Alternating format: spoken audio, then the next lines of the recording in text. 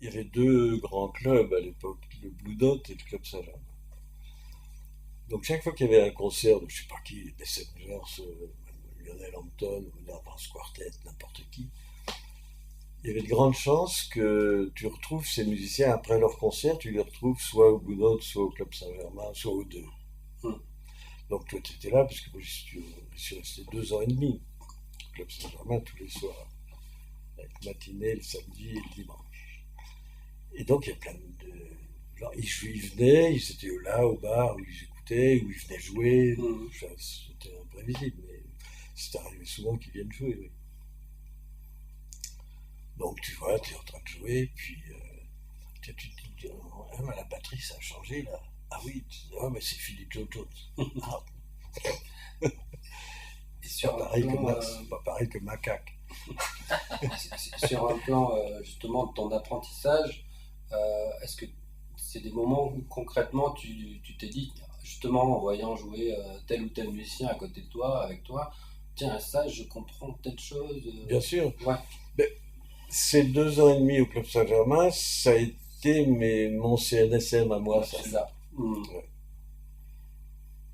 Mais c'était bien mieux que le CNSM. Hein, je te dis. Oui, oui, c'est vrai que ça fait des bons souvenirs comme, je sais pas, celui de Philip Joe Jones ou celui de. Tu es en train de jouer un thème de Monk, je me souviens très bien lequel, on jouait Off Minor. Mm. Et tu ouvres les yeux, tu regardes au bar, parce que de la scène on voyait le bar, et t'as Monk qui est au bar. Ouais, c'est des choses qui sont plus viables de nos jours, ça. Non. Et Et alors, ce qui était drôle, c'est que Monk, il nous a jamais dit c'est ça. si c'était bien ou pas, mais ce qui l'a surpris, c'est que des jeunes musiciens français jouent sa musique à Mm. Paris. Ça a été content comme tout. Ouais. Mais il avait déjà été surpris par le fait que un autre musicien américain, Lacey, joue sa musique, Oui, alors que d'habitude, quand la musique d'un compositeur était jouée, le compositeur était dans l'orchestre, oui, était oui. membre de l'orchestre. Là, il y a des gens qui jouaient Ouais, la musique comme ouais. interprète. Je me souviens d'un autre qui était très pédagogique aussi. Et puis en plus, il y avait plein de musiciens qui habitaient à Paris à ce moment-là, et dont Dombayas. Dombayas qui était quand même un redoutable saxophoniste, avec un son monstrueux. Et il vient jouer, et on joue le blues en fa, évidemment, et il prend 82 chorus sur le blues. Mm. Et après, c'est à toi. Ça, c'est très pédagogique. Ah ouais.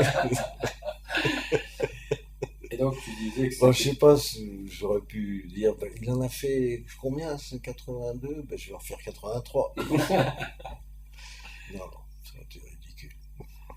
Et donc tu disais que c'était ton CDSM, du coup c'était qui ta promo il y avait Jean-François Jenny Clark, il y avait Aldo Non, Romano. Noé Club, c'est une chose qui n'existe plus trop. Il y avait deux orchestres tous les soirs. Il y avait Martial, Mhm. Solal, en trio avec Pedersen et Hubert. Et moi, je faisais partie du quintet de Georges Mhm. Arvanitas, avec Georges au piano, remarquable pianiste. Luigi Trussardi à la Mhm. basse. Il ne connaît pas lui. Non, il ne connaît pas lui. Bon, je sais pas. Lui, oui, c'est alors vous. Hein. Et Macaque à la batterie, qui a été remplacé après par un très bon batteur, mais qui a eu une carrière très courte, qui s'appelait Michel Babot. Ah Formidable. oui, c'est lui dont tu me parlais déjà. D'accord.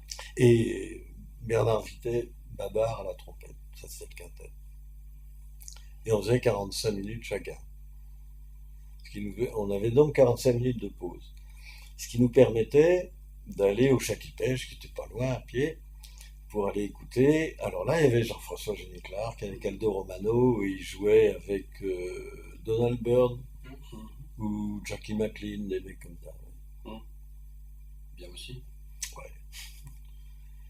Et aussi, ce qui a été pédagogique de la même façon qu'avec Don Bayas, un peu, c'est de jouer avec Bud Mhm. Powell. Et ça, c'était au Blue Note. Avec une rythmique qui était convenable, il y avait Pierre Michelot et Kenny Clark. Mhm. Ça allait. Mais Bud, il te disait rien. Il te disait sais pas quel morceau il allait jouer, il disait, ah, t'es censé tout connaître. Puis je jouais des trucs à fond la caisse. Ouais. Moi, tu vois, moi j'étais tout débutant, hein. Mhm. Je veux dire, là, tu t'emmènes pas large. Et au moment où tu joues avec lui, tu es au soprano ou tu es au ténor? Ah non, je suis au ténor, là. T'es au ténor. Ouais. Je vous ai pas jamais raconté l'histoire de la banquette au Blue Note? Ah si, je la connais. Mais ça vaut le coup que tu la C'est racontes. peut-être le moment, ouais. Non, mais... Donc Bud disait rien. Mais quand c'était la pause, le Blue Note avait le bar à droite et une banquette à gauche, dans l'entrant. Et puis il n'y avait pas vraiment de loge au Blue Note. Donc quand c'était la pause, on allait se mettre, si c'était libre, on allait se mettre sur la banquette là. Et Bud, quand il était content, il te prenait la main, sans dire un mot, il te la tenait pendant la durée de la pause, et puis après on allait rejouer. Là, il était content.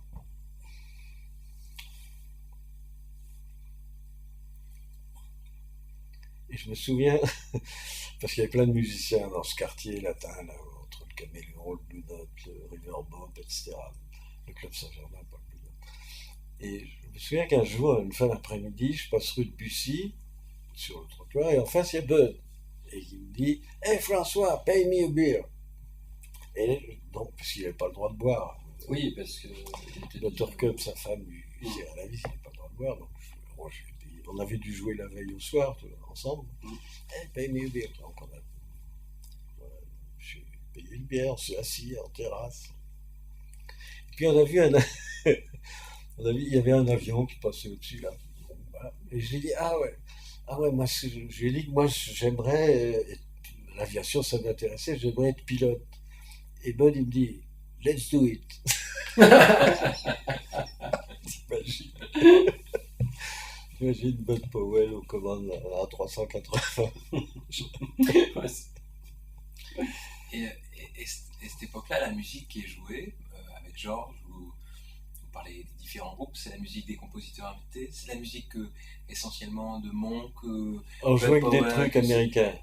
Pas d'originaux, vous étiez pas Ça dans commençait à peine, on développement-là. a commencé avec Michel Babot, on a commencé à écrire des trucs, mais c'est vraiment le tout début. Ouais. On jouait les thèmes de Mingus, de Monk, de Miles, ouais, Parker, toute cette musique-là, ouais. Mm. Ouais. Benny Golson, etc.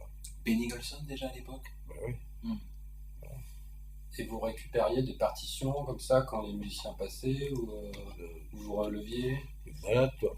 Bah, c'est le. Jamais vu, j'ai pas vu un seul de tous ces musiciens américains me sortir une partoche en sûrement pas. C'est Non, la question du pédagogue de 2019. non tu les relevais les morceaux. Voilà. Moi j'avais pris l'habitude de ça avec l'orchestre de mon frère. Je veux dire, c'est moi qui m'occupais de l'orchestre en fait. Les autres ils jouaient dans l'orchestre, mais moi j'étais peut-être j'étais plus impliqué dans l'orchestre, donc c'est moi qui relevais les choses si on devait jouer tel morceau, etc. Parce que Monk avait la réputation d'avoir des classeurs avec ses compositions. Voilà, c'est pour ça que Qui ça? Thelonious Monk. Ben, je sais pas, Thelonious Monk, j'en sais rien, mais nous, ce qui se faisait à l'époque, on avait des carnets d'harmonie. C'est-à-dire, on avait juste la grille découpée en carreaux, comme ça, Voilà. mais on n'avait pas les lignes mélodiques, ça fallait les connaître par cœur. C'est des carnets d'harmonie. C'est l'ancêtre de Ivory Pro, cette application où tu as juste les Ouais. grilles. Ouais. Et donc à ce moment-là, est-ce que c'est la forme, ça se trouve autour un répertoire de standards de Broadway, et puis de morceaux bebop, des musiciens qui pouvaient être de passage? Ouais, Ou non, est-ce je que jouais des pas morceaux beaucoup plus de anciens? standards. Je Non, jouais pas pas de beaucoup de standards. standards. Si, on en jouait, mais pas beaucoup, non. Hmm. On jouait surtout ce qu'on appelait les originaux. Il y avait deux choses, les standards et les originaux. Ouais. On jouait plutôt les originaux. Ou bien Ça des veut pas dire qu'on standards, l'était. Hein. des standards dans la forme que avait joué Parker au Miles, par exemple, ou pas spécifiquement. Bon, non, on faisait un petit arrangement en fonction de notre instrumentation, parce qu'après, c'est devenu un sextet. Après, il y a eu Luis Fuentes qui a fait partie du groupe longtemps. Donc, il fallait écrire des arrangements. Mm.